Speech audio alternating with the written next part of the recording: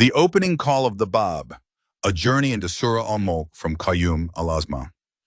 Welcome to this episode where we explore the very first surah of the Bab's seminal book, the Qayyūm al Asmāʼ, a powerful opening that redefines revelation for our time.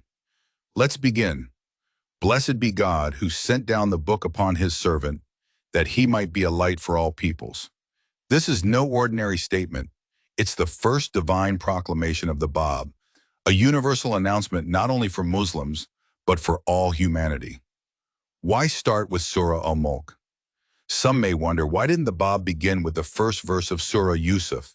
Isn't that the main subject of the Qayyūm al Asmāʼ? The answer is subtle yet profound. Before interpreting any sacred story, the Bab first had to establish his station, his divine authority. And that's exactly what Surah Al-Mulk does. It declares the fulfillment of a millennia-old promise, a return of divine guidance after 1,000 lunar years. That's right.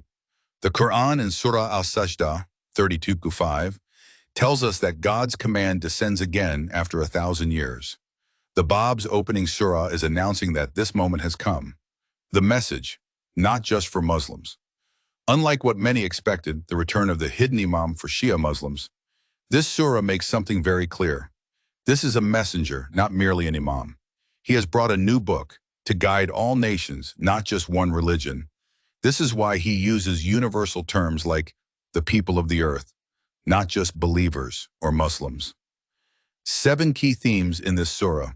Let's explore the 7 powerful ideas that unfold in this first chapter. The book is the mother of all books, the al-Kitab. This book is the one promised in all past scriptures. It's the divine source that brings clarity and resolution to centuries of waiting and debate. 2. The speaker of the mount has come, echoing the mystic Ali's prophecy. Await the one who will speak from the mountain. This voice, like Moses on Sinai, speaks again, but this time to the entire world. 3. The Bab's own testimony is the proof. No need for external validation. As in prophetic tradition, his word is his evidence.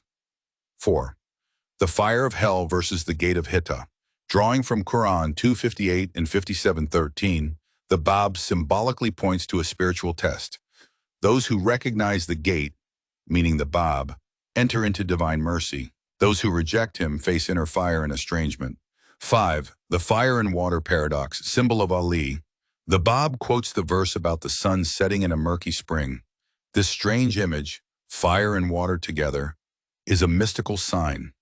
It points to the inner essence of love and justice united, a hidden truth revealed in the revelation of the Bab. 6. A warning to the kings of the earth. Even worldly rulers are addressed here.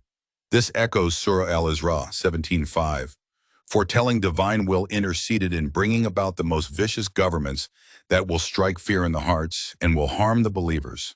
Though the Bab knows many rulers and their ministers will ignore him, he warns, antagonizing him will bring severe punishment. 7. The decline of the clergy, falling stars. The so-called learned ones, like mountainous barriers on the path, will turn to dust, and the stars of the firmament of bygone reverberation will fall like fading meteors. Conclusion. This opening surah is not just a preface, it is the explosive start of a new revelation. One that calls every soul to awaken, to listen, and to rise above old patterns of belief. The gate has opened. The stars of the past, revelations have fallen. A new book has descended.